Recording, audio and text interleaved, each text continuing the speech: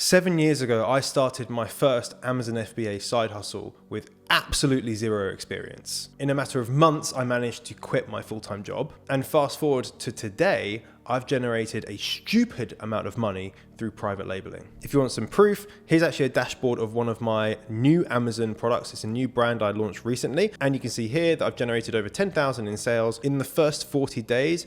And that's only with one review. In the next 60 minutes, I'm gonna download my brain to yours. This is the video that I wish I had when I first started out. All right, so let's dive in because we've got a ton to cover. I'm gonna be going over several key areas. So everything from business startup, product research, sourcing, manufacturing, listings, launching, managing your products, managing inventory, scaling your business, staying ahead of Amazon's ever-changing landscape, and a ton of other things sprinkled in there as well. And each of these things could be a course in itself, but I'm going to give you the no-fluff, high-impact version of everything that I've learned. Now, I want to give you a fair warning because what you're about to experience is like condensing the entire Amazon rainforest into a single lonesome seed. We're talking dense, potent, and packed with a ton of game-changing strategies that could transform your now Amazon business or your future Amazon business. You might want to grab a notebook right now because I guarantee you that there are things that you're going to hear, at least one could transform your entire business. And really importantly, this could completely transform your perspective on business. Right, let's make some money. A lot of the times when you're actually starting, it's your first business, so you don't know how to get your business set up and what bank accounts to use and stuff like that. I've got, I think, 7 or 8 different bank accounts. I've set up, I don't know, something like 6 businesses or something like that. Whatever it is, it's a number that I can't count to. I can only count to 6. And I've used lots of different service providers. Again, I've used lots of banks. I've used lots of insurance providers. I've gone through a lot. Not only that, because I've helped thousands of people do this, I've been able to crowdsource a ton of, I guess, best practices on which are the best service providers to use or which are the best banks or whatever. So if you're going to set up, this is a fairly quick section, but I'm just going to give you the answer straight away. The first thing you need to do is start a company. People think, oh, do I need to know my brand name when I'm starting my company? No, you don't. For example, I'm setting up a business this week and the conversation went a bit like, oh, we need something generic to name the business. What do you think about this? Here's 3 options. Yeah. Pick the middle one, that's absolutely fine. Ultimately, it can be changed in the future, but it doesn't actually matter. Your business name doesn't matter. What does matter is your brand, and your brand name can be different from your business name. And you could have multiple brands under one business. So you really don't have to worry about that. You do worry about the brand name, but the business name, not so much. Once you've come up with the name, you just want to do some due diligence checks to make sure that it's not already taken. 2 ways you can do this. Either do it yourself, set up a company using the government website. It's not that tricky, but if it's the first time setting up a business, you might not know some of the terminology. I'd recommend just using a service provider like First Formations, where you can just do it online, you can call them up, and they can help you through that process, getting everything set up as you want it to be. If you're doing things a little bit more advanced, for example, if you have investors or if there's a complex structure, I'd recommend using something like a corporate solicitor to work out the contracts and everything that you need to have. I use a company called GZ Legal. I'm going to link all this down in the description. And what they'll be able to do is make sure you have all the right contracts in place and you form the company in the correct manner with the correct memorandum of association and all the different things you need. But when you're starting out and maybe it's just you don't need that. Before I did all of this Amazon stuff, I had another business and it didn't work out. And the business, I was doing this with a friend at the time, and we didn't have anything in actual writing. We started the company, but we didn't have any contracts between us. I didn't think that anything bad would ever happen because at the time he was my best friend. However, when it came down to crunch time and we owed money, the conversation was, well, why? And this is what he said, well, there's nothing in writing to say that I have to pay that back. But from my perspective, this was like a handshake agreement that we made. We owed money, and I was going to pay that back because I'm going to honor my debts. I'm going to honor my agreements. He didn't. There was nothing to back that up. I learned that lesson very hard, that you need contracts in place, even if it's friends or family, and it's just get a contract in place. Now I'll do joint ventures and stuff like that, so they need to be ironclad agreements. Unless you're doing something complex, don't really worry about that, but First Formations will be able to help you get set up correctly. After you've got your company, you need to set up your bank account. Use a company like Starling. I've used all of it. I've got HSBC, RBS, Halifax, Virgin, like all of them. Right? I have a few Starling accounts and I found them to be the easiest to just start up for an e-commerce business, because Barclays or HSBC, they'll just ask you so many questions, and they'll ask like, what's your supplier information and what's this and that, trying to know their customer. But I found them to be just not as helpful, not as useful as someone like Starling. This could obviously change, but at the moment I'd say they're the go-to. At the beginning you just need one bank account, but once you are more established, it's a good idea to set up multiple bank accounts so you can separate income, expenditure, tax and profit as well. If you want to know more about that strategy, there's a book called Profit First, which I'd highly recommend that you read. Accountancy is the next really boring thing, and people ask me, oh, have you got an accountant you can recommend, and blah blah blah blah blah. And whilst yes, I could recommend accountants, I actually find it's better to find someone local to you that you can actually go to their offices, meet with them, build up a relationship with them. I know this sounds like a bit not a bit kind of woo-woo nonsense, but you really need to have a good relationship with the people that are in control of how much you pay to HMRC, essentially. I mean, not in control of it, but if you have someone that's looking out for you in terms of accountancy, they can advise you to lower your tax implications as much as possible legally. Whereas if there's someone that you don't really have a connection with them, you don't maybe go and see them, they're not going to do that. They're going to do the bare minimum. They're going to do their job, and you're just going to be a tick box. Yep, that client's done. Off we go. Let's get the invoice. Your accountant is more important than you can imagine when you pay tax, right? When you've got tax to pay, you will thank yourself that you've got a good accountant. I promise you that. Once your business is more established and you're actually selling, I find it useful to have a bookkeeper and an accountant. So a bookkeeper will have access into your Amazon account, into your PayPal and your bank accounts and all that sort of stuff. And they will be able to reconcile all of your transactions, put them into profit and loss and cash flow and all that sort of stuff. So you can have an overview on your business on a month-to-month basis. And then for VAT returns and end of year accounts, they can actually create that file for the accountant. So the accountant gets the information in a nice package. Now, why would you do it that way? First of all, paying a bookkeeper is less than paying an accountant. So if you're paying an accountant to do your books on a monthly basis, you're probably going to be paying more money. The other reason is that a lot of accountants, like normal on the street accountants, they don't know the inner workings of Amazon and their systems. So it's a good idea to find a bookkeeper that already has existing experience with using the Amazon portal to download the reports and get all the information, all the invoices and that sort of stuff. It is a little bit complicated. However, for someone that's got experience, it's actually very, very easy. So having your accountancy set up where there is a bookkeeper managing the monthly stuff and they're doing your profit and loss, your cash flow forecasting, your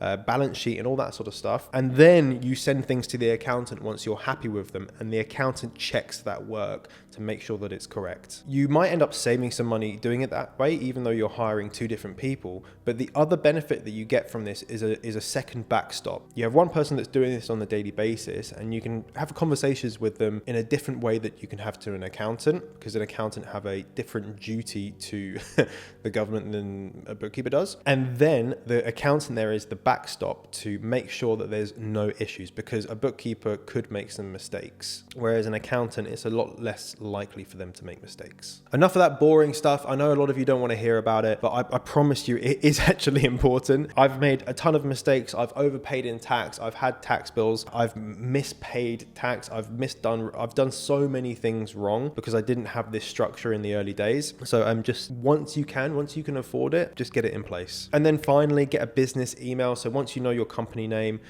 or your brand name, get a company email. So it's like info at or hello at whatever your brand name is, .com or .co.uk. Just don't use Gmail. You will need a professional email eventually, and you might as well just get it, right? It doesn't cost that much money. For domain names, GoDaddy is the place that you want to go. They're doing deals all the time, so you'll probably be able to pick up a domain name pretty cheap. Now, this is probably the part where most people skipped to in the video, and we're going to be talking about product research. This is definitely the most critical stage of any Amazon startup. It's when I started talking about the research strategy that we're using, we're kind of evolving into something else, which I'll talk to you about today. This was like 4 or 5 years ago I was talking about this. I got a lot of like flack online from people saying that it was silly. It was like, that's not going to work. And even more recently, people even still think this is like a silly way to do things, and they're using super outdated methods. And this has been working for us for years, and we're now going on to the cusp of a completely new research strategy which no one is using. So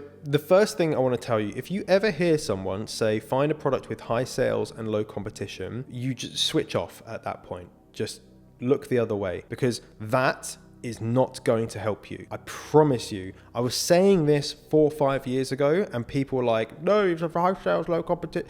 Like it will not work. You'll be trying to find a product in this Goldilocks zone, trying to find the number of the reviews as an indicator of competition and success. However, the number of reviews someone has does not tell you if you can have a successful business. It just tells you that they've got reviews, they've been selling enough to get those reviews, and that review has data which you could use to your advantage. Lots of people would say, don't go into markets with high competition. I've done it, and I've done it successfully. I've seen my clients do it successfully, and it's because they don't give a shit about reviews. Let me scratch that. Let me just strike through that a little bit. They don't care about the number of reviews. They care about the quality of the reviews. I'm going to tell you about this new system that we've been using over the past year or so. And this is where Amazon is going in the future. Mark my words, people will see this video and they will start to do this. They'll start to test it. They'll start to get it into their communities, and then they will start promoting this as the Amazon FBA strategy. This isn't necessarily just my idea. This strategy has come from putting loads of different things together. And particularly now in 2024, when I'm recording this, we have a lot better tools and resources that we can use that even last year we didn't have. So this is really, really cutting edge. And if you know anything about Amazon, if you're in Amazon all the time, you know where it's going, and you'll know why this is so important to do it this way rather than any other way. I have tons of videos that are talking specifically about this. By the time this video goes out, I should have an in-depth tutorial on this. If not, it's going to be coming out very soon. So if it's already out, I'll link it just here. Step 1 is that you're going to need to find demand in the market. Well, hang on a minute, didn't you say the high demand is nonsense? No, right? It's the other part that's nonsense. The high demand is important. You need to make sure that people are searching and buying the product. This is really, really important. Some people look at just buying the product as the metric, but you need to know if they're searching and what they're searching for. So you understand something called the buying intent or the buyer's intent, what they're searching or the intent they have behind the search, and then to match that up with the actual sales as well. There's 2 main kind of strategies you can look at. First of all, you go for a big niche, a big open, wide topic, dog leads, for example. Or the second option is you take a sub niche of that category. So rather than having dog leads, you might have retractable dog lead. Typically the main search term, which would be dog lead in this case, that's going to have really, really high demand, and there'll be a lot more sellers competing for those customers. So in the short term, that will actually be really hard to stand out. It's not impossible. In the short term, that will be quite hard to stand out. It's certainly not impossible. If you look at the longer term, it's actually very possible. And with the other way to do it, you niche down, you get more specific with your buying intent and the products that you're offering and the marketing for that product, and you're going for that subsect of that category, for example, retractable dog leads. Now, within that market, there's going to be less competition. It just means that there's less demand on the keywords. Right? I'm going to just cover this a little bit. With PPC, with advertising on Amazon, then you have all the sellers that are competing, they're bidding to get the top placement on the first page of the Amazon search page. So when a customer types in dog lead, you have all of these sponsored products and people are bidding to be there. They're like, I'm going to bid $1.50. I'm going to bid £1.75,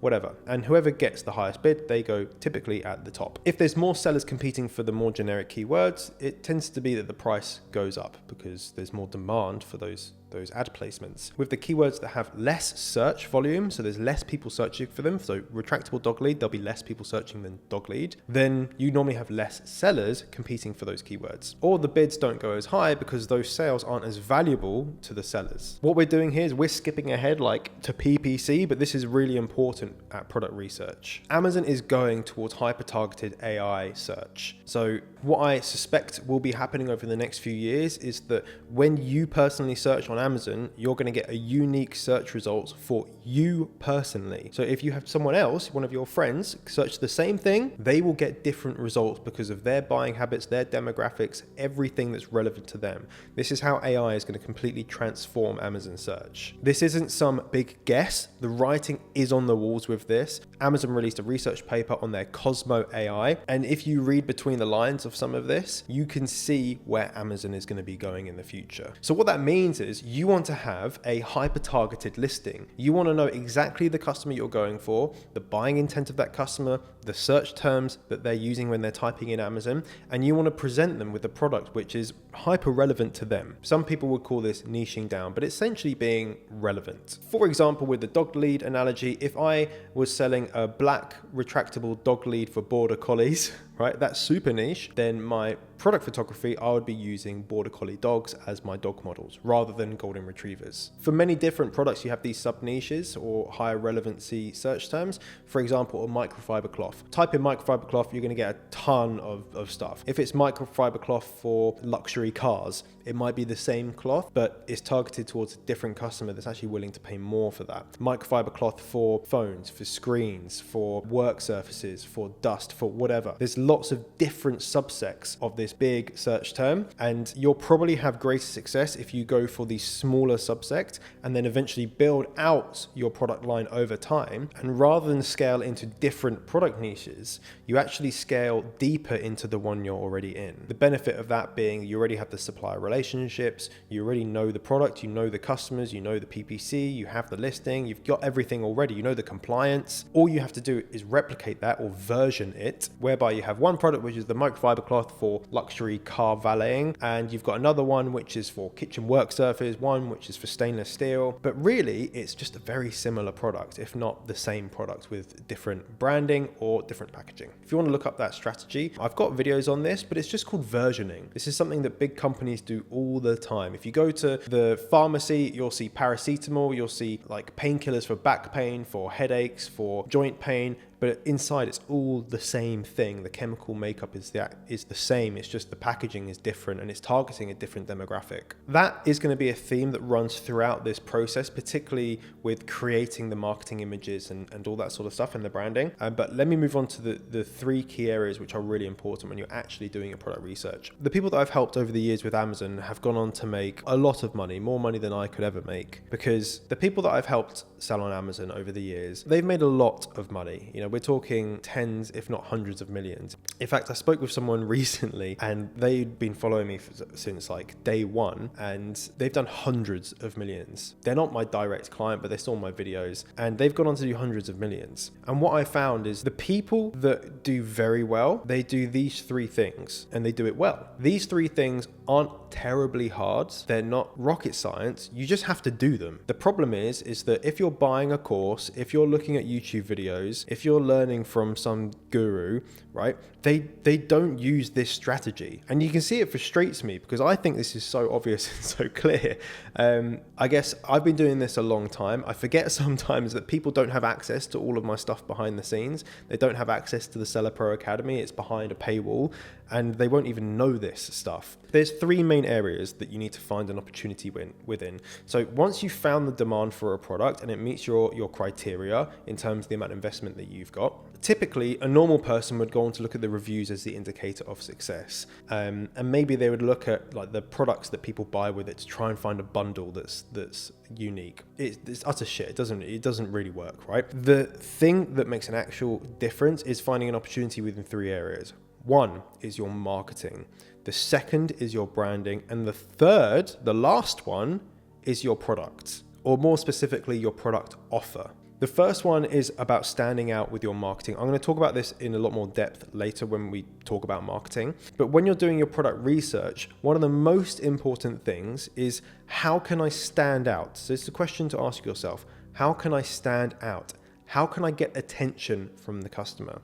Because when you're on Amazon, it isn't the game of who's got the best products.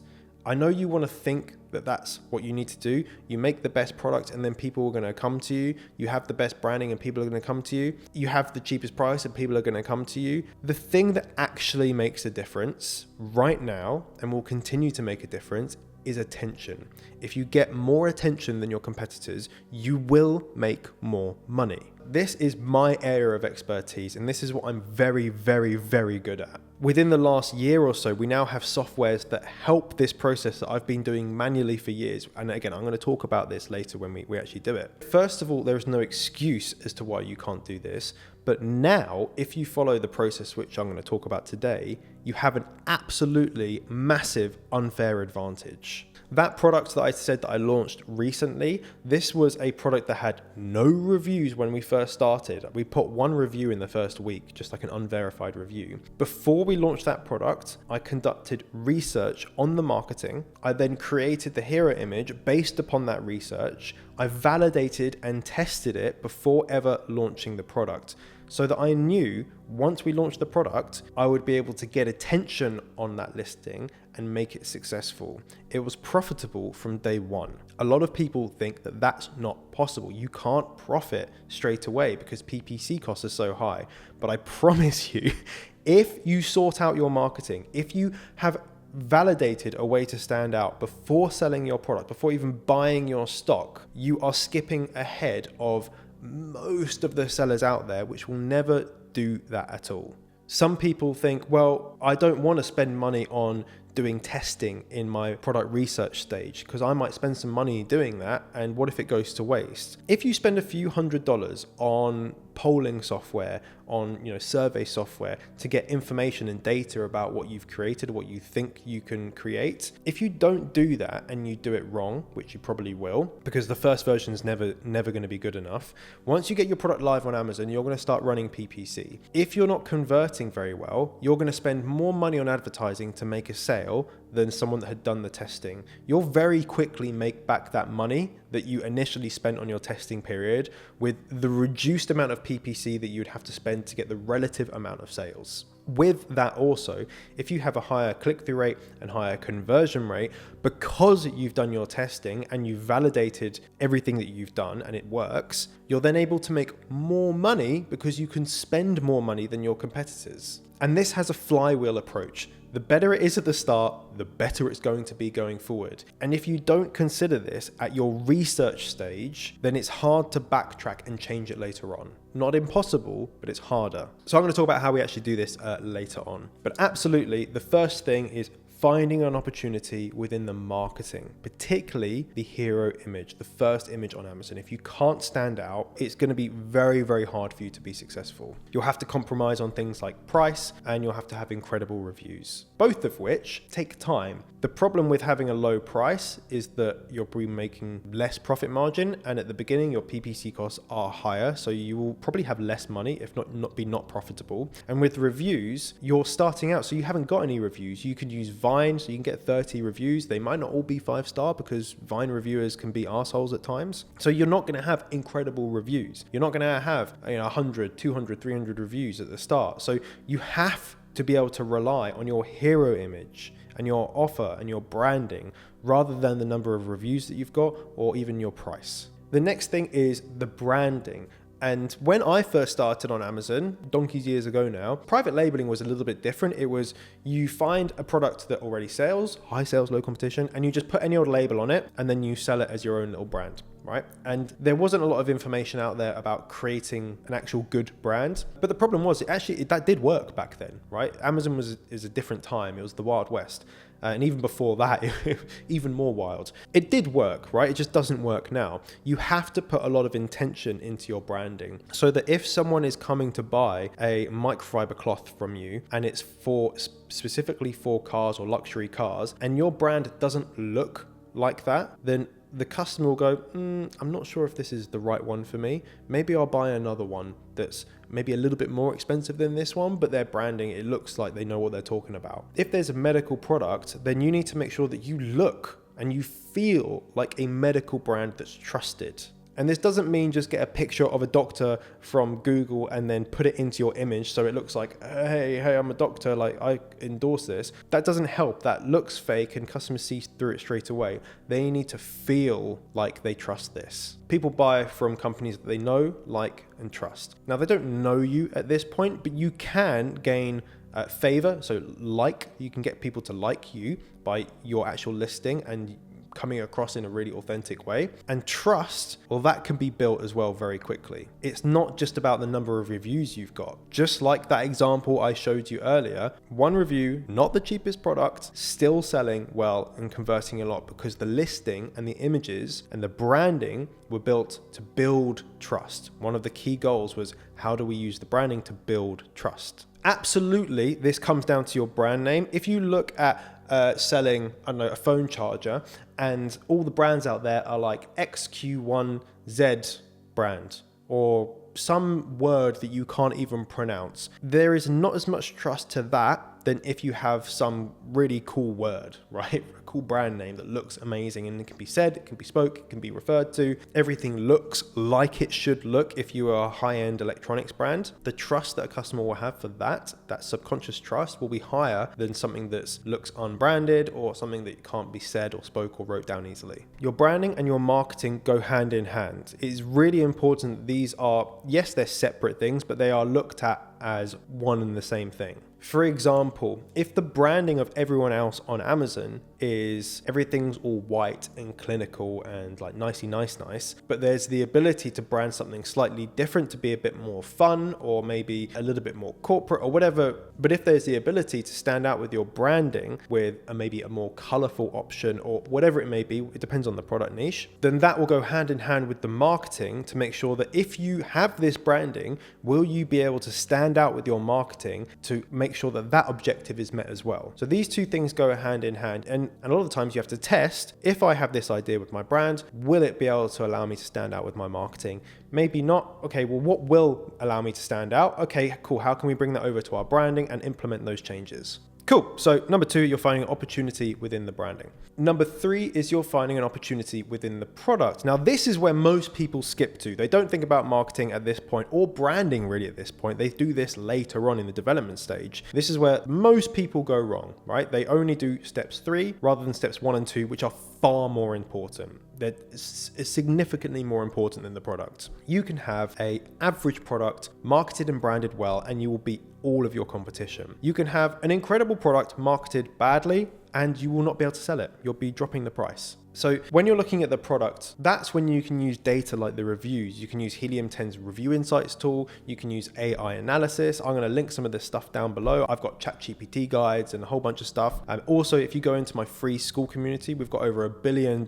of Amazon sales experience. We've got 26 different subject matter experts. I've put loads of help documents and guides and all that sort of stuff in there for free. So you can go and join that. I'll link that down below. But yes, you want to find an opportunity within the product, but most people think this means bundling, as in getting the product and adding an extra product with it. That used to work, not anymore. You want to be able to get the product and see how the customer's using the product and then get them to use the product better, right? If they get better use out of the product, they'll like it more and they'll likely leave a better review. So whereas previously you would kind of force in a bundle to try and stand out, you don't need to do that anymore. It's not about bundling. It's about making the customer have the best experience possible. And this comes down to things like the unboxing experience. I worked at Apple for 5 years. I was a trainer there. I trained the team. I even got to work on a secret project. But one thing that I really took from Apple is how important the unboxing experience is. I have seen thousands of people unbox iPhones and Macs and stuff like that. The feeling that someone gets when they lift off the box and it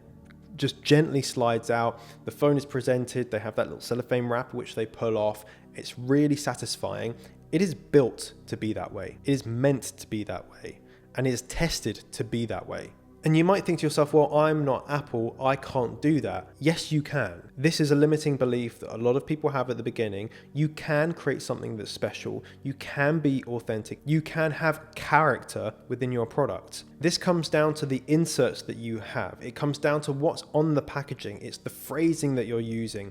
Even little touches like once the box has been emptied, you can print a little message on the underside of the box. That doesn't cost you any extra, but when the customer gets the product out of the box, there's a little message for them. It's not asking for a review, it's just maybe a little message. These little touches make a big difference. So that when a customer is talking with their friends and family over dinner, it's like, oh, and you never guess what I bought today. Oh, it's this, enter brand name. It was this. Oh, it's really nice, blah, blah, blah, blah. And that gives you promoters for your product. And the good thing about those is they are free. If you combine things like unboxing experience and how customers can get the most out of the product, so maybe it's going to be instruction manual, but like a cooler version of it, or it's going to be product inserts that allow them to make better use out of the product or the brand or the use of the product, or if adding a bundled product to it is the best thing to do, absolutely do it, but don't do it because you want to bundle. Do it because it makes the best sense to the customer. What you don't want to do is start spending money on things that customers don't actually need and they just throw out. And if you do find a really cool bundle idea and you can get that source, the actual bundle product for under $1, under £1,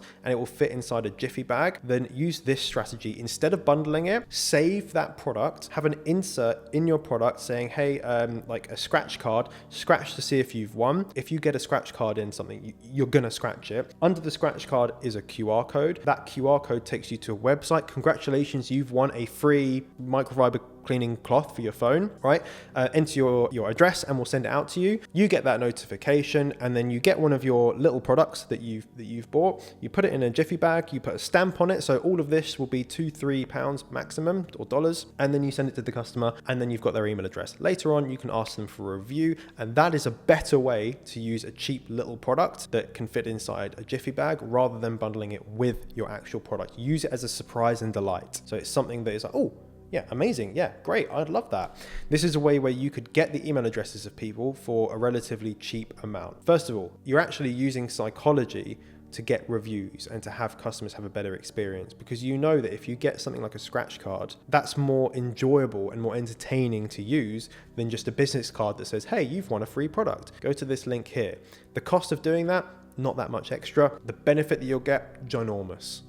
That shows you that you can take a normal product, you can market it and brand it differently, and you can obliterate your competition. Finding the opportunity within those three areas, obviously very critical. You also want to find an opportunity within the opportunity ladder. So that is basically saying, can I make money now? Can I make money in a year? Can I make money in 2 years? And how much would that be? What you're looking for is a split of sellers. At the top, a couple sellers maybe doing higher amounts. Let's say they were doing 50 grand per month in sales, and that was really like the top of the market. The majority of the market, let's say the next 10 to 15 sellers, they're doing around 10 to 25,000 in revenue per month. That means that there's a really good, strong middle of the market. And at the bottom of the ladder, you've got people doing, kind of 5 to 10K or so. That means that if you're starting, you could realistically get 5 to 10K because the bottom sellers, they're doing that already. Once you're a little bit more established, you should be able to get into the middle of that pack. And over a period of time, once you're gaining reviews, you're getting more optimized PPC, maybe you're driving external traffic, you could eventually be the people at the top of that ladder. If you can see that there's the ability to ascend up that ladder, that could be a really good long-term opportunity for you. So, like I said, we're going to come back to the marketing and the branding a little bit later on, but first I want to talk to you about sourcing. I've sourced many products. I've helped thousands of people source products. I've worked with the biggest companies in the world that do sourcing, and there are commonalities between beginners and people that are advanced and do it all day. And the thing is that a lot of the advanced techniques aren't necessarily things that you need to have years of experience within. You can just copy them. I'm good friends with Julia and Sebastian, who head up Signify Global Product Sourcing. They are the go-to people for product sourcing. And from speaking with them and from my own experience, one of the big issues that beginners will have is just not approaching enough suppliers. They think, oh, I'll approach 10 or 20. But realistically, you want to be going for 30, 40, 50, 60 suppliers, as many suppliers as you possibly can. Because at this stage, at the early stages, it is a numbers game.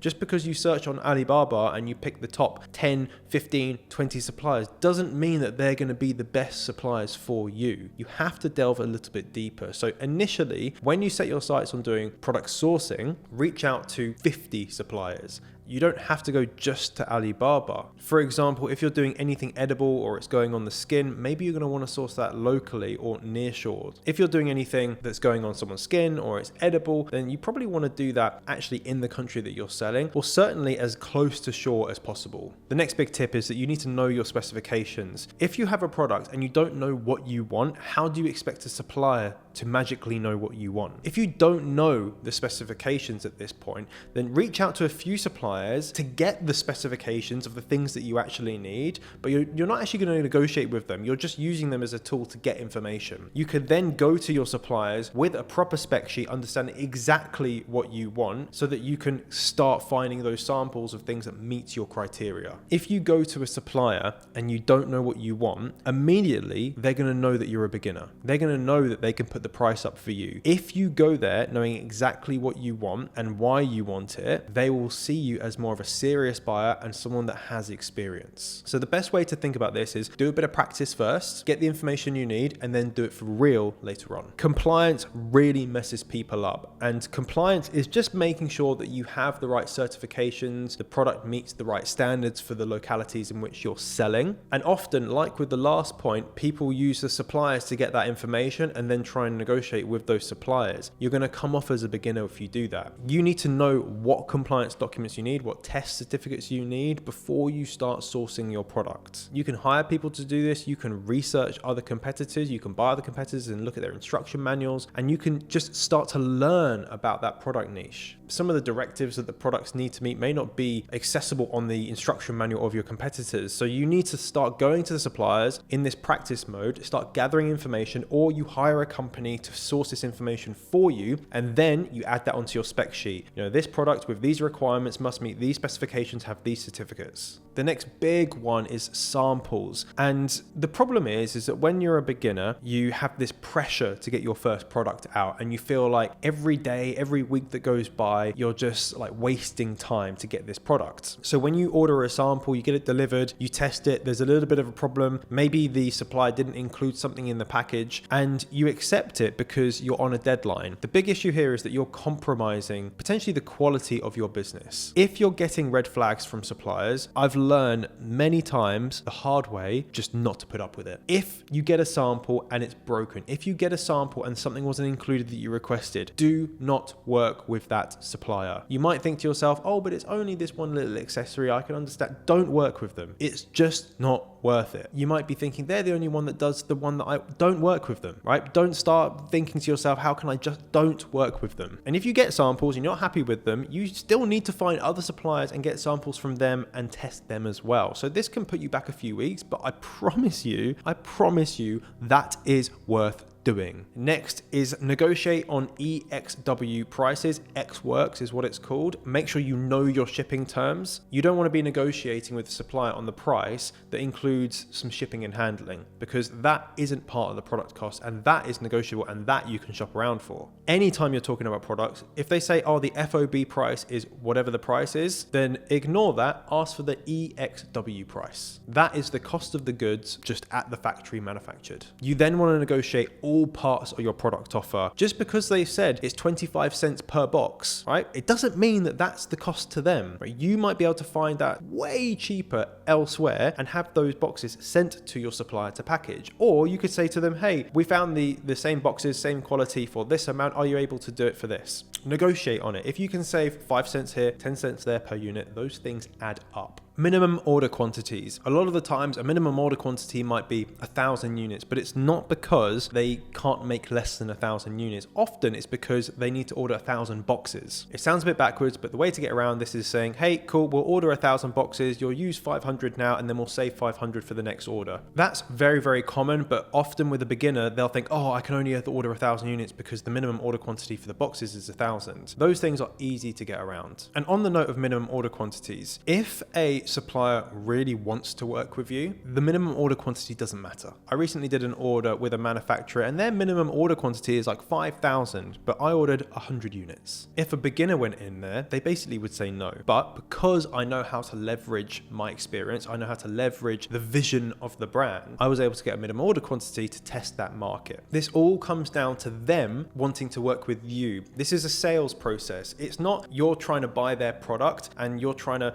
oh, I hope they work with me. It should be the other way around. You have the leverage and they are trying to win your business. You have to think of this as they need to win your business. You need to sell yourself rather than you're buying their product. There's lots of little techniques that you can use to this. The one that's actually very easy to do is pretend that your business is bigger than it is. So for example, you're not the decision maker. You're the person that's in charge of operations, or you're in charge of product sourcing, but you're not the boss. So you can have a candid conversation with the supplier, and when it comes down to decision making, it's like, okay, cool, we'll run this proposal by our boss and see if he can sign off on it. That means that you can negotiate without actually having a lot of emotions involved. It's just very matter of fact. Communication's very important with suppliers. You need to have open and quick communication. The best time to actually source products and speak with suppliers is early in the morning, kind of UK time, because China is ahead if you're sourcing from China. And on communications, try to build up a rapport with the person that you're dealing with. If you can get them on a different medium like WeChat and have different conversation with them, maybe have a call, like a video call, so you can meet them, they can show you around the factory. All of these things help build the rapport, but also it shows you as a more serious buyer than some of the beginners. That means you get the best prices, it means you get the best production slots, it means that you get the best ongoing relationship. Again, these are very small things that everyone can do, but they can save you a ton of money and allow you to have a really good relationship going forward. Next, I'm going to talk about contracts, because contracts is something that I've worked on for years and years and years. When I first started selling on Amazon, I actually didn't use a contract. However, now contracts are ironclad. I've had a few experiences where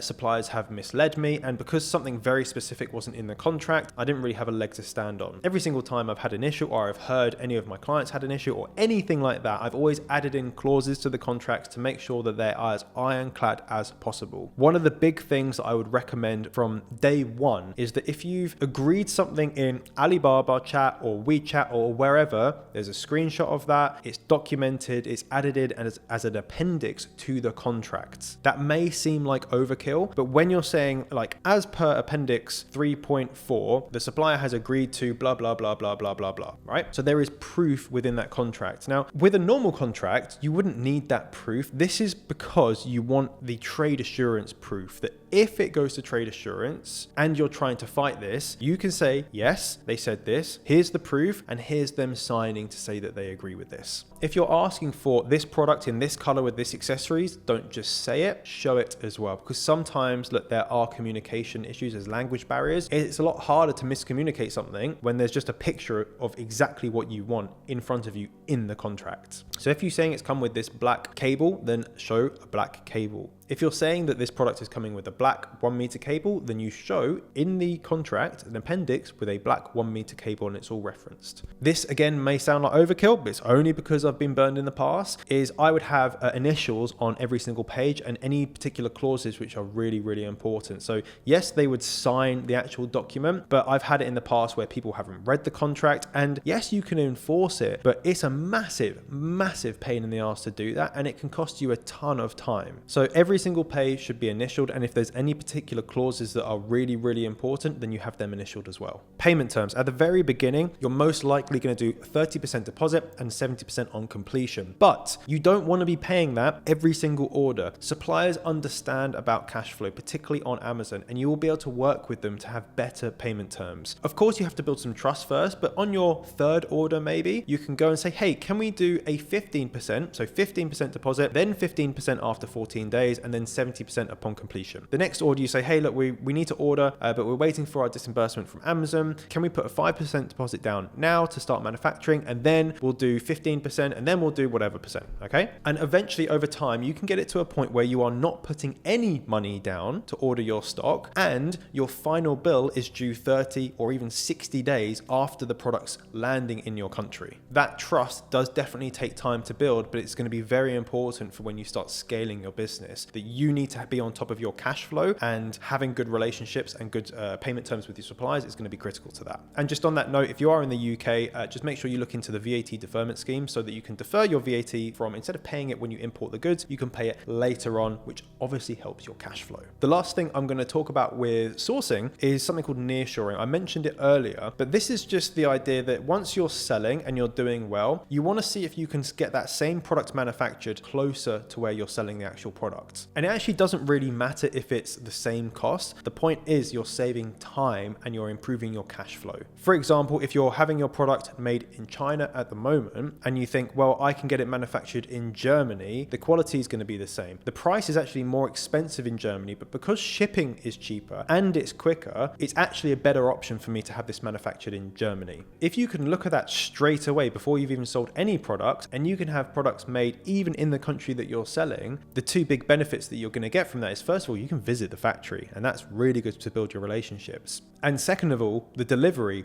is very, very quick. That's important. When you need stock, you can order it and you can get it in quickly. Sourcing, very important, and there's many things that you can make mistakes on there. I've given you some really top level advice that you can implement straight away, but the other side of it is logistics. At the beginning, when I first started, I didn't really put a huge amount of effort into the logistics. I would just say, hey, look, I just want to buy these products, get them to Amazon, and I was like, don't know what's going on in between that. Over time, once you start doing larger orders, you realize that the problems, the small problems, can actually become quite large problems. It's very easy to get misled with shipping, particularly from suppliers. There's generally three options that you might look at. The first is a freight forwarder. So that's someone that is just responsible for your stock, getting it from A to B. They are forwarding, pushing it forward, the freight. You also have options like AGL, which is Amazon's Global Logistics. This is something that has only popped up more recently within the Amazon ecosystem, and this is their internal logistics or forwarding service. Whilst it is on the whole cheaper than using a freight forwarder, you could encounter a lot of problems that if you don't understand logistics and shipping, you're going to be left thinking, what the hell do I do now? So if you're in my Seller Pro Academy, then using Amazon Global Logistics is probably a good option because you have a support system, you've got people to ask when someone says, oh, you need this certain customs clearance document, where does it come from? Then you have a support community to ask that question. Whereas if you're doing this alone and you're using Amazon Global Logistics as your first ever shipment, I probably would actually stay away from that because likely a mistake will come up and that could lead to extra payments, it could lead to delays, and it could lead to you actually making some really big mistakes. The third option is you just let the suppliers deal with the whole thing, and this is definitely the worst thing that you can do. Often what they will do is they will say, I can only do DDU or DAP or DDP shipping, which basically means that they'll control everything, and either you pay the customs duty and the charges when it enters your country, or you don't, and it's all put in together. Now, if they say that they can only send it DDP, so it stands for delivery duty paid, often, not every time, but often what is happening is they are marking down the value of the goods. So if your goods are valued at $5,000, let's say, they will say that they're worth $500, which means they'll pay less tax and duties on that stock. Now, you're not allowed to do that. That's illegal. You don't want to get caught doing that. However, they don't really care so much. But you might be thinking, oh, that's their problem. If they do that, that's nothing to do with me. Wrong. You're responsible for that. So it's very important that you don't do that. And then secondly, if you're doing something like DDP shipping, you don't get the invoice for the tax, which means let's say you have a VAT bill that you've got to pay and you've done this shipping where you have paid VAT on those units. You're not able to offset the VAT you've paid because you haven't got the invoice for it because you didn't actually pay the VAT. So whilst you might think you're getting a cheaper deal, actually might not work out their way. And if you get caught, it's very, very naughty. The two main options I'd look at is a freight forwarder and Amazon's Global Logistics. I've used Westbound Global Logistics for a long time. I'll link them down in the description. They're also in my free school community. So if you've got questions, you can join that and then you can ask them questions for free. Next up is costings and margins. The amount of people that don't know their storage fees is crazy. If I ask like lots of beginner sellers at the moment, you know, what's the storage fee for that product? They won't know. And I'm not expecting to know off the top of their head. I'm saying that they've never wrote it down. They haven't actually calculated it. The important thing here is that you need to know your numbers. I'm friends with a guy that has over 2,500 SKUs, like 150 something employees. And his main bit of advice, his main tip is know your numbers. Now, if it's important to someone like them, you damn well better make sure that you're doing it. So make sure that you actually do know your numbers. You've worked everything out, and there are lots of fees, but you have worked them out. All of the information on Amazon fees are available from Amazon as well. You don't have to guess this stuff. Where you'll make mistakes on fees is just by not knowing what you don't know. So being unconsciously ignorant. For example, shipping. You might not know about palletization fees, and that can hurt you if your products are put onto the wrong pallets in China and they're shipped to Amazon and then they're rejected because they're on the wrong pallets. Hey, how do I know that?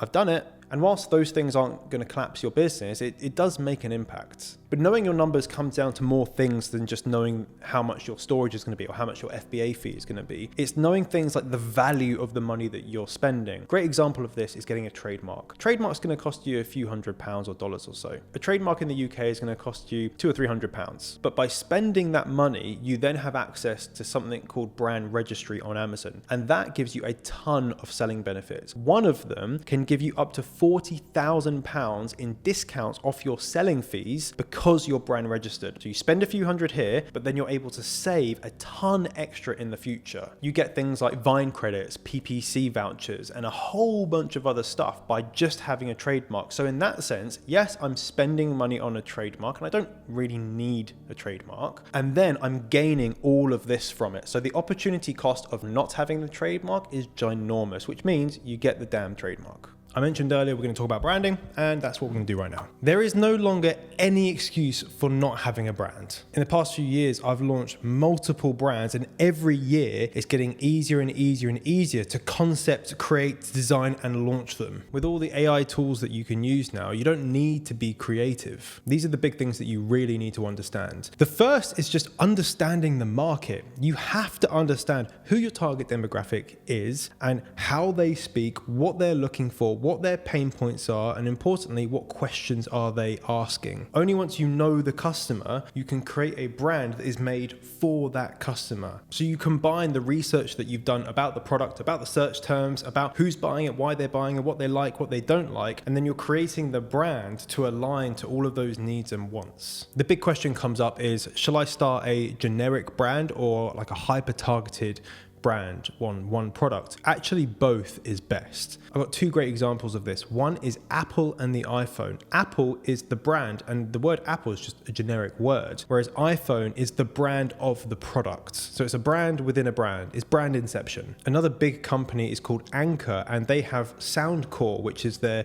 sound element of their brand. So there's no reason why you can't do the same. There's not really much added cost other than an extra logo design. You're still getting packaging designs, you're still getting a trademark, you're still doing everything as usual, but you're hyper-targeting your product with its own little brand, which is owned by and sold by the bigger brand, which is then owned by the company with the really generic name. This means that you can be laser targeted right now, one product at a time, but you have the ability and the flexibility to adjust as you go. If you're selling a middle of the road product right now and you want to do a luxury one, you can very easily just create another little micro brand within your existing brand. And again, the cost is no different. You might think, oh, it's going to be really hard to come up with all these different names and make them really nice. There's some really good tools that you can use. One of the best ones I found is called namelicks.com, and that just helps you come up with a variety of different names. So rather than typing them down or writing them on a piece of paper or whatever you need to do, you just stick in a few keywords about the product and about the brand that you're looking to create, and then it will spit out hundreds of ideas for you, and you can just scroll through and see what catches your eye. The only place where you shouldn't be using AI right now, I believe, is within your logo creation. I personally think that needs to be done by a human right now. Certainly in the future, AI will be a lot better where you can say, hey, I want to change that part of it, or I want to make the corners a little bit more rounded, or I want blah, blah, blah, blah, blah, blah, blah. It's not there yet, but I'm pretty sure within the next couple of years it will be. For now, you still want to use a person. So with this, I'm not going to tell you to use these logos or use these colors. The main thing is that your opinion doesn't matter, okay? My opinion doesn't matter either. It's the customer's opinions that matter. So if you create what you think will be an incredible brand, people are going to love it, but you just assume customers will, then you're shooting yourself in the foot, because when customers actually go to see your product, they're going to decide with clicks and with purchases. You don't want your first bit of feedback to come come when your product is live on Amazon. You need to test this stuff beforehand. I use the polling software Product Opinion. The co-founders of that, they're 7-figure Amazon business owners. They've exited a Amazon business before. They really know what they're talking about. And we align massively on our approach to product research and product optimization. Not only am I using that for optimization of products, brand creation, logo creation, finding out what the right offer for the product is, the right price, the right voucher codes, the right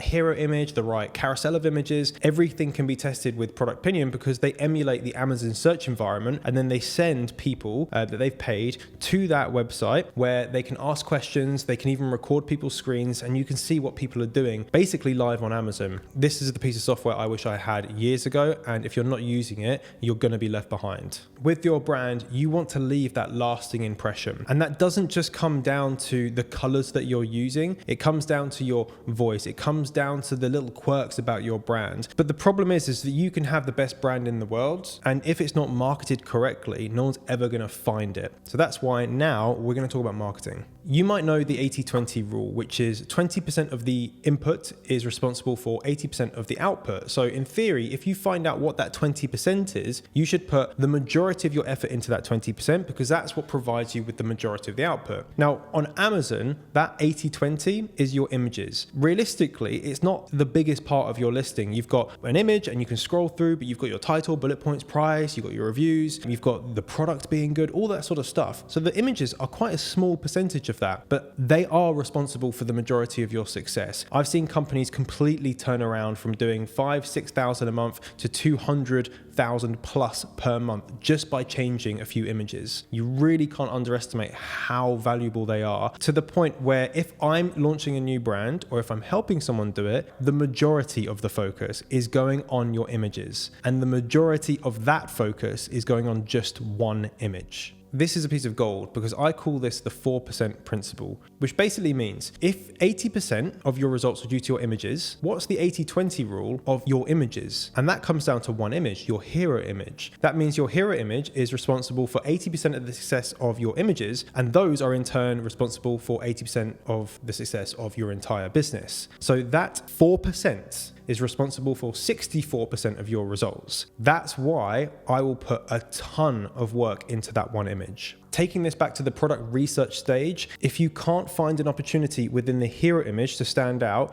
you're going to struggle to make it a success. You're going to struggle running PPC because PPC, success on Amazon, is all about attention. It's the game of attention. How can you get it and how can you retain it? That's how all advertising works, and you need to understand that Amazon is just a way to advertise your products. At its core, it's a search engine for products. So when you're doing your product research, if you cannot find that opportunity within the hero image, then try and find a product that does. It's more important to do this than to worry about the reviews or worry about the title or the bullet points or the description or even the price. The hero image should be your absolute top priority. Once you've found that opportunity within that first image, you can then use a tool like Product Opinion to validate and test your hypothesis to say, if I do a product and it has a box in it and the box is blue, it's got the logo on it, the product's facing left, it's got an accessory in the bottom right hand corner, there's a slight shadow on the box, you can test to see if that will work. At this point, you've not purchased the product, you've not purchased stock, you've not even started negotiating with suppliers. You're just seeing if your hypothesis of will this hero image stand out can come true. I will do a poll to get the base results to say, well, this is what people think at the moment. I will then make a draft image or get designer to do it for me of what I think will work based upon the research that I've done. I'll then test that against the competition. And if my product, my fake product, my case study product is not getting the majority of the clicks, then the image is not right. Go back to the drawing board, make a few edits, and then redo the test. Now that test might take 4, 5, 6, 7 times to get right, but by the end of it, you've got a hero image that you know you've validated stands out, so that when you get your product live on Amazon, although the difference will now be that these are real buyers,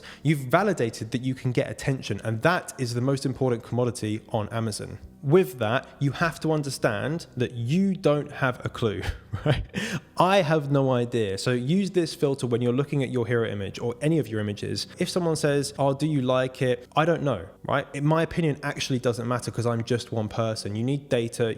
The more data, the better. There's something called the law of large numbers, which states the larger the data set, the more accurate the results become. Meaning the results that you get from 100 people are better than the results that you get from 5 because there's more of them. Just like if I took a coin and I flipped it in front of you and I said heads or tails and it lands on heads, that's 100% of the coin flips that we've just done have landed on heads, which we know is not the probability of a coin flip. However, if I did it 10,000 times, it would be roughly 5,000 heads, 5,000 tails, give or take a few. So the more times you repeat the experiment, the more accurate the results become. And this is the same theory that you should take over into your images on Amazon. You test them, you validate, you confirm, and then you run them on Amazon Live. With the rest of your images, again, it's all about the customers. It's all about data. You may think that you've created some incredible imagery and it really communicates the features and benefits of the product, but when other people look at it, it just doesn't come across. It doesn't communicate properly to them. There's no clarity there. The colors are off.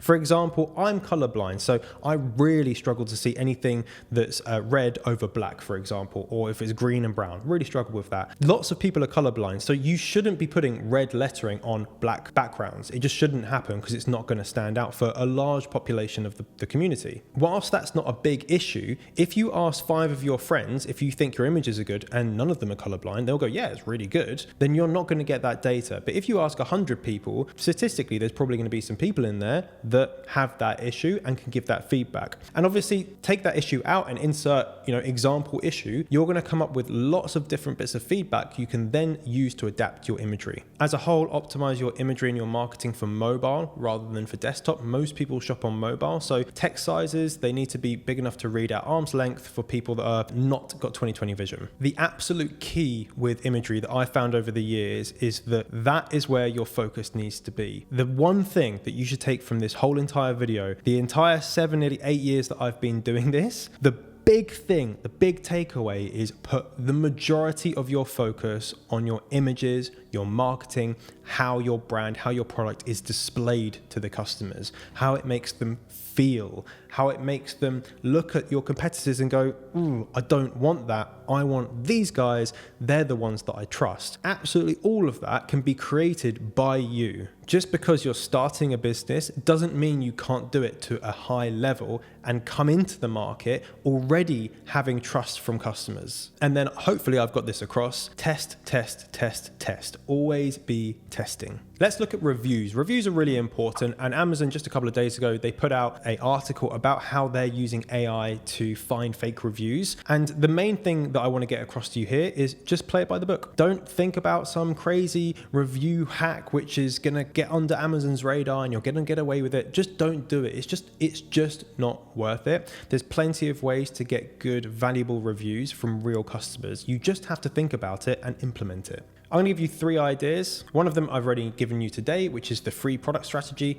whereby you're collecting their email address, you're giving them a free product, which is very cheap, fits inside a Jiffy bag, nice and easy to get sent to customers. And then once you've got their email, you can follow up with a review request and you can continue to nurture them, give them freebies and build up that reciprocity value. As part of that strategy, I also said that you can use a scratch card. This is another way to really gamify that idea of I get the product, I open it, and there's something in there that's intriguing. How do I get a customer to take an action? And this action that we want is go to a website and enter their email address. We need to be able to gamify that, and a scratch card is a great way to do it. They're super cheap and it's completely within terms of service. You don't have to give something physical. Obviously physical is better, but you can do it digitally. There's a product I have whereby in the box is something similar and they can get extra versions of the thing that they need to be able to make the product work. They're pretty cheap to create. So once they opt in for the email, they get 10 free, and then every month they'll just get an extra 10 for free. And that builds up the law of reciprocity, which means if I do loads of good things for you for free out of the goodness of my heart, eventually when I ask for something,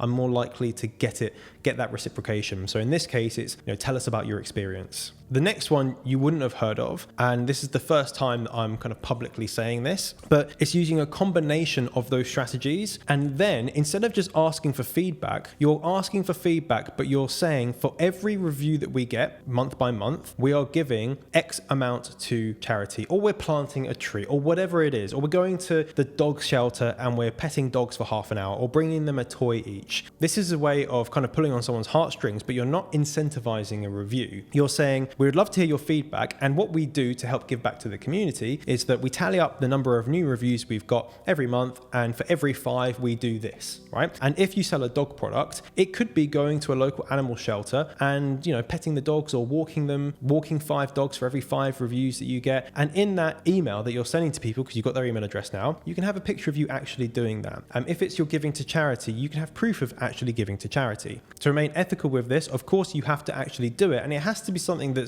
relevant, right? I'm not going to be petting dogs if I'm selling some garden shears. It's just those two things don't match up. This will help customers form an alliance and a bond with you, and they're going to want to buy from you again. The relative cost of doing this is extremely minimal. Just like the other strategy with the free product, the cost is so low that if I came to you and I said, look, it's going to cost you £5, you've already made that profit on the unit anyway, it's going to cost you £5 or £3 or whatever, and I'll be able to get you the most glowing 5-star review you've ever seen. You would be like, yeah, cool, here's the money. Oh, and by the way, it's all compliant with Amazon. Yeah, you'd be like £5, £5. You would pay as many times as you can. This is how you can get really big scale, is you have really good glowing reviews and a high review velocity. So if you can gamify that in some way, make it good for the customer, they're not benefiting by doing the review. You've already done all the good stuff to build up the goodwill, and then you're asking for the review after you've built up that goodwill. Because the key thing here is if your competitors are getting 1.5%, 2% review rate and you're getting a 3% review rate, what do Amazon think? They're going to go, this must be a better product. Let's give that a little boost on the BSR. Let's give you some BSR juice. You're telling Amazon that you're better than your competition, and Amazon will reward you for that. So the next section after this is about PPC, and many of you may have already skipped to that section and then come back to this point because this is the thing that actually matters. And if you're the sort of person that did skip to PPC and then made your way back here, then I already know your problem with your PPC. Your primary focus on your Amazon listing shouldn't be optimizing your PPC, because you can optimize it to the hills, and if your listing isn't converting, you're not getting a good click-through rate, it doesn't matter how good you are at running PPC, it's just not going to work. The primary focus on your account should be optimization. And in a nutshell, what this is saying is that there's no hack for a bad listing. There's no hack for a poor converting listing. And what I'm trying to say is that there's no PPC hack for a poorly converting listing. I see tons of people that really struggle with PPC, and it's only once you start focusing on optimization that your PPC runs very effectively. Yes, there's lots of things that you can test, but I would focus on above the fold optimization. So this is terminology that's known in conversion rate optimization, but you don't really hear it on Amazon. So I would class this as anything above where someone has to scroll. On desktop, that's going to be, they can see the images, the title, the bullet points, the offer, but then to get down to see all the other attributes about your product and your A+ content and your reviews, they have to scroll down. So everything that they see before they scroll would be classed as above the fold. On mobile, it's a little bit different because usually you might have an image and a title. Maybe you'd see the price, but depending on people's zoom ratios on their phone, often you only get an image, which is why your images are so important. But let's look at generally above the fold on desktop. Your hero image is the first place that people will look. So this is where your primary focus should be. If you tuned into the marketing section of this video, then you'll know why I care so much about hero images. Your title, your offers, your price, your badges can help convert a customer, but the real important thing is you capture their attention at the beginning. So primarily, make sure that your listing is getting a good click-through rate by changing your hero image. That's one of the first things that you should be testing, and testing it periodically. Alongside that, the most important thing is your price. And actually, small changes in price can make really big impacts, and ones that you wouldn't think were possible. For example, example, I had a product that was a bestseller and I knew that I was going to sell out, and I didn't want to sell out because I had more stock coming in. So I wanted to slow down the sales. I started putting the price up by small increments to hopefully slow the sales, but the sales increased because people had the assumption that it was now better.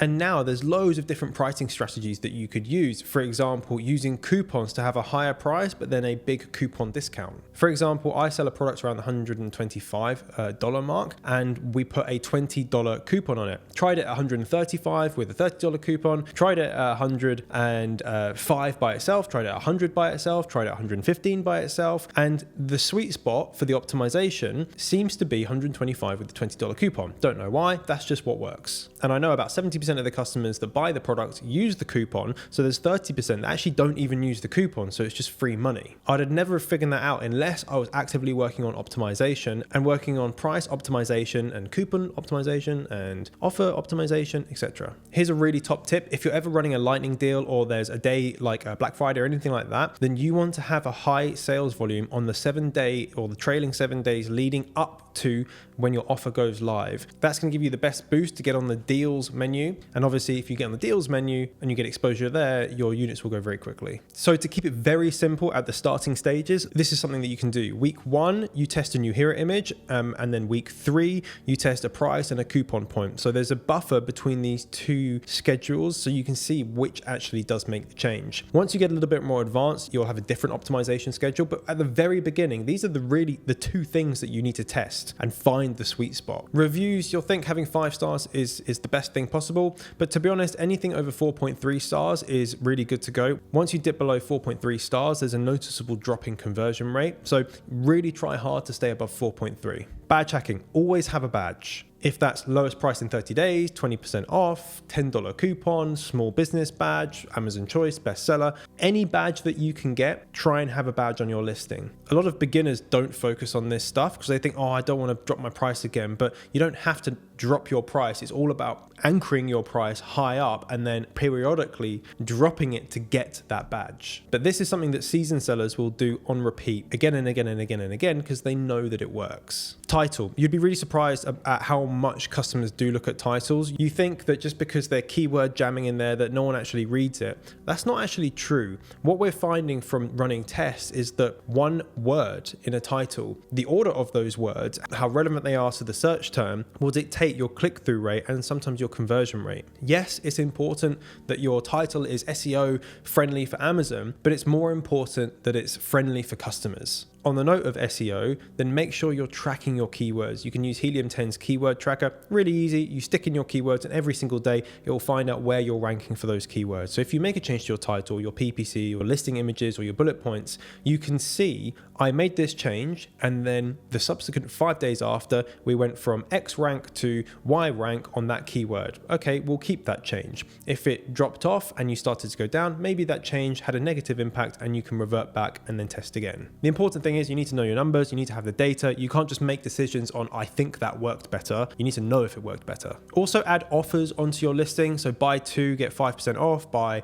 3, get 6% off, buy 4, and just test them and see what happens. You might not have a product where people want to buy 3 or 4, but you never know. You never know. This happened to me the other day. I thought no one was ever going to buy 5 of these. This happens rarely, but I had an offer which was buy 5 on a product that you would never really buy 5 of. So they were obviously buying for presents or for employees or something like that, and they got a discount, but I sold 5 products. It's 5 products that I don't have to run PPC for. It's 5 products that I can sell like that, and that helps your conversion rate. The point here is test it. If it works, keep it. If it doesn't, change it, test it, see if it works, change it, test it, and keep going down that path of optimization. I'm going to talk about advertising in 1 second, but before I move on to that, understand that if you have an advertising problem, it's actually a listing issue, right? All advertising is doing is adding traffic. That's it. If you have a good high converting listing, a good click-through rate, a good conversion rate, and you are awful at running PPC, and you just run an auto campaign on Amazon, and you're targeting some of maybe the top 10 keywords, you'll still make money on a high converting listing. If you are incredible at running advertising, you're the best in the world, and the listing converts at 2%, you're gonna really, really, really struggle to make any money. I wouldn't say guaranteed failure, but it's highly likely that you're not going to be able to do that profitably. So just keep testing. Make sure you see the data. Focus on the low-hanging fruit first. So your images, title, offer, and then over time work on your SEO and your reviews to make them as good as possible, because those compound over time. The more reviews you get, equally the better your SEO, and the more sales you have for those keywords, the better that's going to be over time as well. So let's talk about advertising. The whole running ads on Amazon for a beginner can be really, really scary because it's quite a complex topic. That's why, like in my academy, I've got 4 or 5 modules dedicated to it. But what you learned in that last section is that you could be the best media ad buyer in the world, but you can't polish a turd. If the listing's rubbish, you're not going to make it work. This is why actually the key to advertising is not some PPC hack. It's about having a good click-through rate and a good conversion rate and targeting the keywords that are relevant. Spend money optimizing your product so that your PPC can do well. If you just spend money on PPC, you could have allocated those funds, that same amount of money that you misspent on PPC and you got a high ACoS, you could have just spent that money on optimization and made all of your advertising work way, way better. I've launched products in the past that have no reviews, and out the gate from starting PPC with nothing, no traffic whatsoever, just okay, cool, let's run PPC and see what happens. I've been getting conversions of 30%, 30%. And equally, I've ran PPC on products that struggled to get 5% conversion. The issue isn't PPC, the issue is listing. And to be honest, there's no debate there. Someone can't come along and say, Jonny, you're wrong about that. It's just fact. If you focus your effort on click-through rate, on conversion, your ads will run better. So before you start looking at some PPC hack of 2024, focus on the listing first. Having said that, once you're profitable with your PPC and you've got a good conversion rate, then definitely start delving deeper into advertising, looking at all the different ways you can promote your product, because yes, it's a great way to add fuel to the fire and to get as much traffic on your listing as possible. But if you're paying for traffic just to be bounced off, then you're just wasting money. My thoughts on having an agency or someone work on your account for you. Personally, I think that at the startup stage, it's worth learning and doing yourself, because like I said, the key to running PPC is actually good quality listings and high converting listings, not being really good at PPC. So if you focus on that, you don't have to be a master PPC media ad buyer, but you can learn over time how to actually make it work. And then if you end up being profitable and you want to take some time away from you running the business, absolutely get an agency or someone to run your PPC for you. That'll allow you to buy your time back. And obviously they're going to be the experts. They're going to know how to scale your account past where you are today. But the good thing is that you've already built the listing to be high converting, which is what they're going to need to provide you with the best results. If you have a PPC problem right now and your conversion rate is under 10%, then I wouldn't hire them. There's no point. You'll just be spending more money to throw money away. Get that conversion rate up first. Cool little tip for you. In our free school community, we've got about 26 experts at the moment, subject matter experts in all different fields. So if you want to run imagery or you want to run PPC questions by someone or operations questions, then you can tag them and it's all free, and then hopefully should get back to you nice and soon. So this is where you can query problems with your PPC without actually having to hire someone to do it for you. For those that do want that PPC knowledge, then the best way to think of it is that there's tons of strategies out there, but this is essentially how it works. You have like a double funnel, right? Or like an hourglass. At the top, you have your auto campaigns, your broad match, your phrase match campaigns. So essentially, you're going out to a wide audience and you're asking Amazon to find the customers. Then beneath that, you start to optimize that. You start looking at exact match. You start creating campaigns that maybe are targeting the phrase match, but you've negative out a ton of different keywords so that you're being a little bit more focused. And then at the bottom of this, what you're really looking for is single keyword campaigns. So you can abbreviate this to SKC.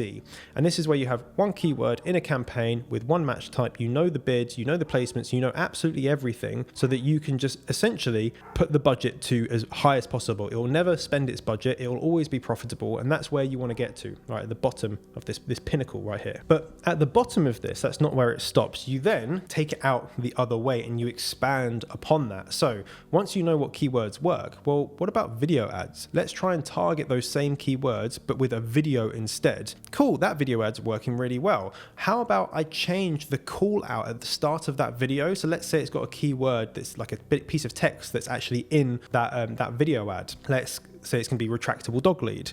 Well, now we're running a single keyword campaign with the keyword black retractable dog lead. So change the first 2 seconds of that video ad with that keyword to black retractable dog lead, which means that you should get a higher click-through rate on that and hopefully a higher conversion rate. The only place where you can really do that is in video ads. There's a more advanced technique, and you wouldn't do it as a beginner without having the data because you end up wasting loads of money. But those are the sorts of things that you can do to expand your PPC funnel. you look at things like display advertising, category advertising, and all of the different suite of ad placements that you've got with Amazon, and you can take what you know works and then extrapolate it and get as many sales as possible. And then you've got all of these different PPC hacks like waterfall campaigns and twilight campaigns. But to be honest, at the very beginning, just don't really concern yourself with that stuff. A twilight campaign is when you're having low bids on keywords that you know convert, but they will only show at like late at night when everyone's budgets have run out. So you might pick up some really cheap sales. Or waterfall campaigns on high traffic days like Prime Days or near Christmas, where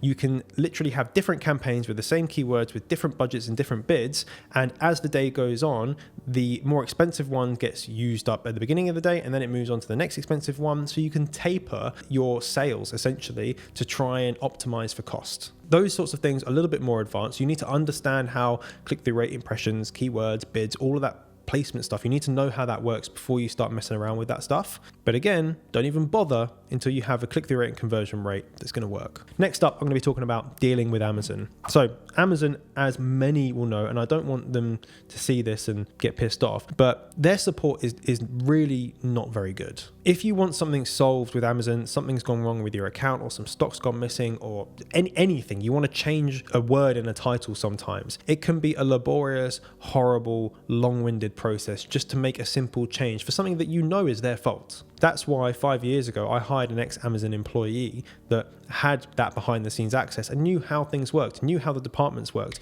knew what to ask for, so that I go directly to her when I need help, and then she will advise me on the best way to approach seller support to get my query fixed. And look, understand if you don't have someone like that, then it's going to take a lot of legwork and you may be there a long time trying to get things resolved. When you have account issues, you need to act fast. This is really important. Don't sit there and go, oh, this has happened to my account. Maybe I'll deal with it tomorrow or the day after or after the weekend. Deal with it immediately. If you have an account manager, then absolutely that's going to be their job. But this is the argument to have one. At the end of the day, we don't want to be dealing with Amazon seller support and creating tickets and that sort of stuff. We want to be able to focus on growing the business. So when you can afford it, think about getting an account manager to take over the operations and the running of the account, to make sure that it's healthy, to make sure that everything's done on time, to make sure the shipping plans are done perfectly, and you can take that off of your shoulders, and that can just save you a ton of time. But more importantly, when there are issues, they can create the cases, they can deal with Amazon. As long as they're trained properly and they know what they're doing, you can take a lot of that stuff away from you and give it to them. This has happened to me so many times. I've been having a great day and then something happens at Amazon and it's just the most annoying thing. It ruins my day, it ruins my week because they're so frustrating to deal with. As an entrepreneur, this is the woo-woo stuff. You need to stay in a positive mindset. If you start getting into negativity and frustration, that will affect you in other ways. So for me personally, I don't want to know about it unless I need to know about it. Of course, then I need to step in. But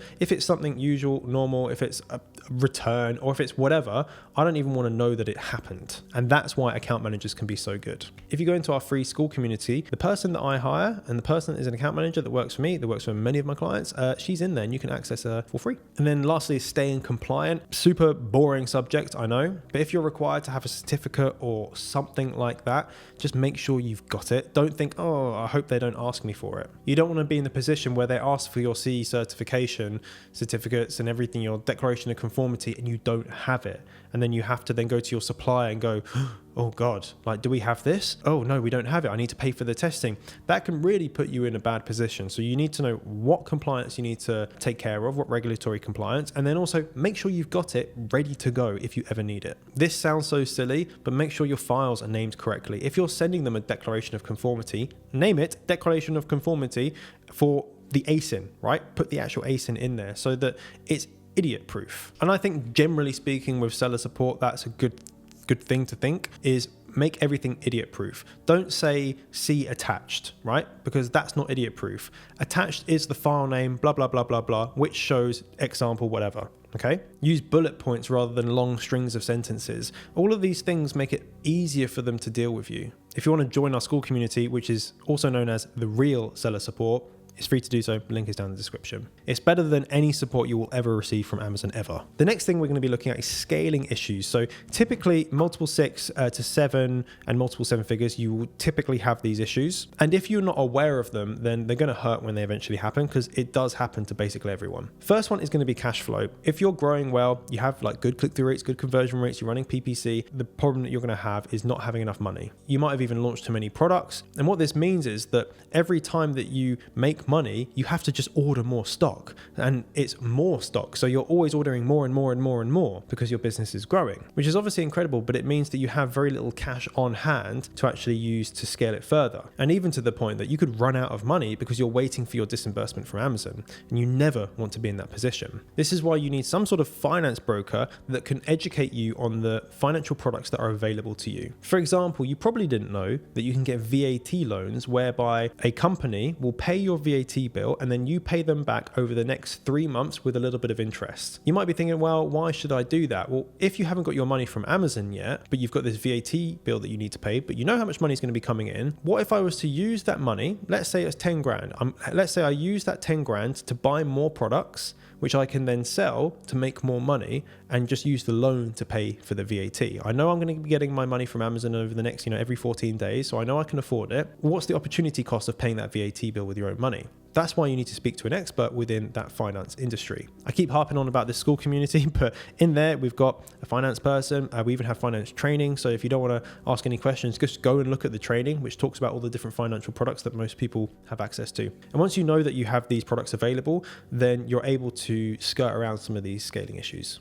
The next is about growth strategy. So a lot of people think, well, I just need to release more products to be more successful and make more money. And yet, of course, if you sell more products, then yes, you will make more money. But the problem is the opportunity cost of your time to put into the research, the development of those products, which any new product always has risk associated with it. If you're selling one product, you can go deeper into that niche rather than going horizontally and going into different products. And that might be scaling into different marketplaces, or it might be versioning, or it might be improving the product and releasing a version 2 of it. You've already done the research. You've already validated that the product works. So it makes sense to make good use of your time and your money, work with suppliers that you already know and trust and have good payment terms with, and then go deeper into that niche. I know 8 and 9 figure sellers that have hundreds and thousands of SKUs, and their problems are very, very different. And I also know sellers that have a handful of SKUs, but they've put a ton of effort into them and they sell globally. Both work, but with one, you're going to need a ton of employees, and the other can be a little bit more lean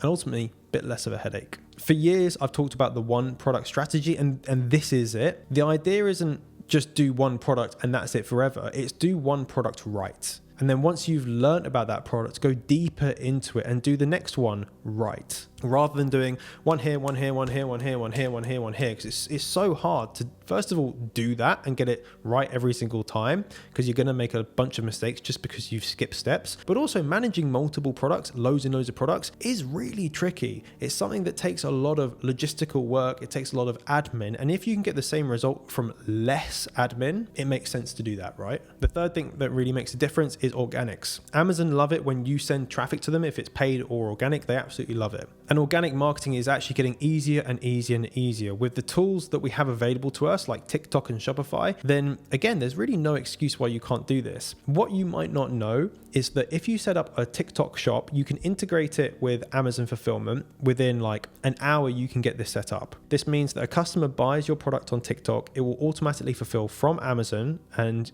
everything will be automated. You don't have to do anything whatsoever. The problem then is, oh, well, I don't know how to use TikTok and I don't know how to create content. I've not got enough time. Cool. Well, TikTok have thought of that. They have a very good affiliate system where you can put your product out and say 10%, 15%, 20% discount, whatever. You can put your product onto their portal and you can actually have influencers approach you and do content for your products, because they're going to get commission when they promote it. And they don't even need the product to do it. A lot of people will just show their screen and go, oh, you could buy this on Amazon, or you could buy it here on TikTok Shop and it's this much cheaper. This is a great way where you can get exposure for your product without actually having to do anything. And let me tell you, content creation is hard work. But second of all, you can repost that content on your own page to start building your own socials. So you're creating content for your brand without actually creating any content. The other great thing about TikTok Shop at the moment is that if you go on there, there's like, you get a 15% discount code, you get free shipping, you get this, that, and the other. And the great thing for you as a seller is that TikTok are subsidizing those discounts. They're not making you personally take a 20% discount. They are giving the customer a 20% discount and passing that money onto you. This means if you sell a £20 product and there's a 10% voucher on it, the customer will be able to get it for £18 and TikTok will pay you the extra £2. So they'll give you £18 plus £2, so you still sell it for £20. You can also add shipping on top of that. So if you put £4 shipping and the customer gets free shipping, then TikTok will pay you the £4. This is why it looks like such a good deal for customers when they compare Amazon to TikTok Shop, is because TikTok are subsidizing those discounts with sellers. The key thing you need to understand here is your multi-channel fulfillment fee. So take your FBA fee and your selling fee.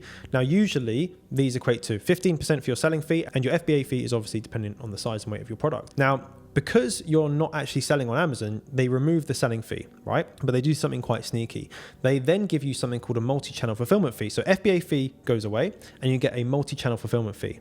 Coincidentally, it happens to be about the same price as the two things combined.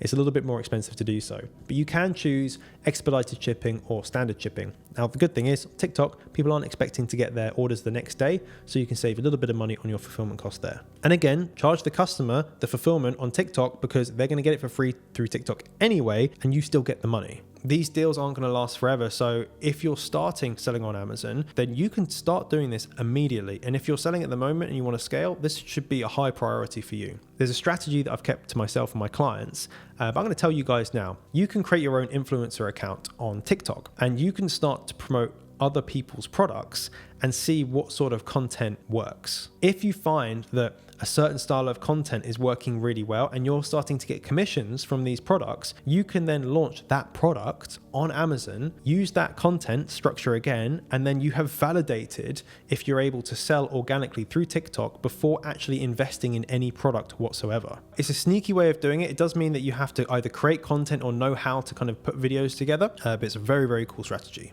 With TikTok Shop, you could integrate it today. It will be set up within the next hour or so. I use a service called Aftership to connect TikTok to Amazon, and also you can use it to connect like Shopify to Amazon, eBay to Amazon, etc. You can put your product out to 50 influencers. They can promote your product. You can get the content from it. You can get the sales from it, and you can start your organic strategy for basically no money. That one was pretty cool, but let's talk about the future of Amazon FBA. Amazon is moving towards AI in a massive way. If you're a seller or a successful seller at the moment, the narrative at the moment, the sentiment among sellers is that this is where Amazon is going. So the writing is on the wall and we need to adapt to it. Amazon have released their research paper about their AI Cosmo. It's a little bit complex. I'll do more videos on it, but essentially means that AI is going to be taking over Amazon.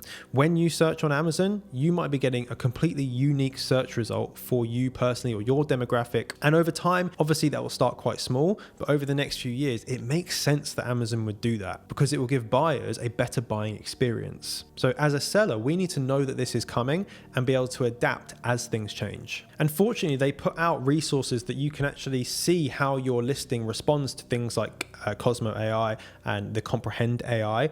For example, when you go down to the review section, there's always a little synopsis, a little overview of the reviews, pulling out the keywords and stuff like that. That's using an AI to decipher your reviews. You can go into, if you search Amazon Comprehend AI, you have to log in to do this, but you could put in a review, you could type in a review, right?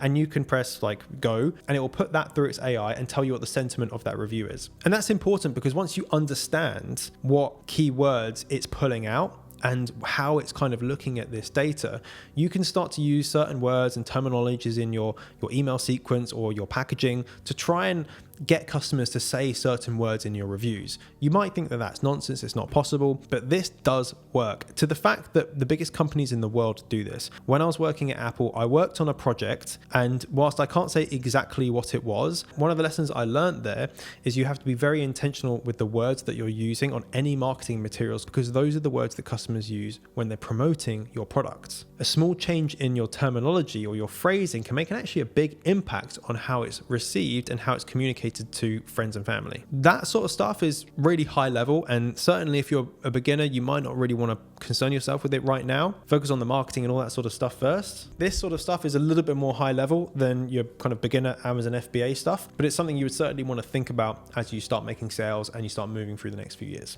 The next thing is Amazon is moving in two directions, which are kind of like opposite each other. One is focusing on brand. We know that that's been the case for years. Again, the writing's been on the walls with that, with like the brand registry benefits. We know Amazon love brands, right? But recently we've seen that they're going to be going into cheap unbranded products like Temu style. Now, I actually think this is a good thing for sellers like us, because all the people that are the low value products or the unbranded products, they will have direct competition, and it will leave the customers that want to buy quality, they want to buy brand, it will direct them all to us. They haven't said exactly how this is going to happen, but what I can imagine will happen is when you go on the Amazon's website, if it's on the same website, there's a section for unbranded, like dropshipped products basically that come from China, just like Temu. I don't think they would put that in the normal Amazon search, because then Amazon would end up like Temu, which I know that they don't want. That's my prediction for that. If it comes true in a couple years, then come back to this video, we'll clip it and we'll see if I was right or wrong. I really hope that I've communicated this to you well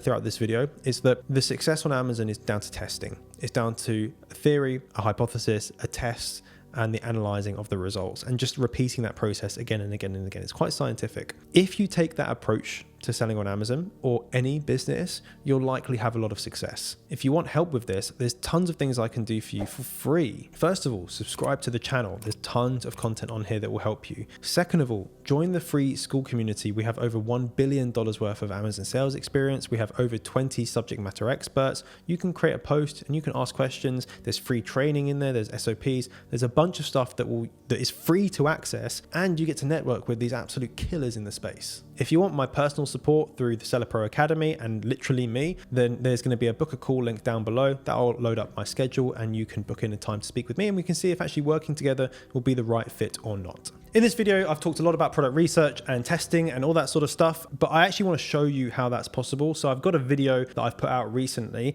and that's showing you the process of exactly what I do with product research to find that opportunity to validate it. And then I do it with a real product as well. So if you want to check that out, the video is going to be just here. I'm sure you got a ton of value from this video. If you did, let me know in the comments. And remember, you're just one product away. Bye-bye.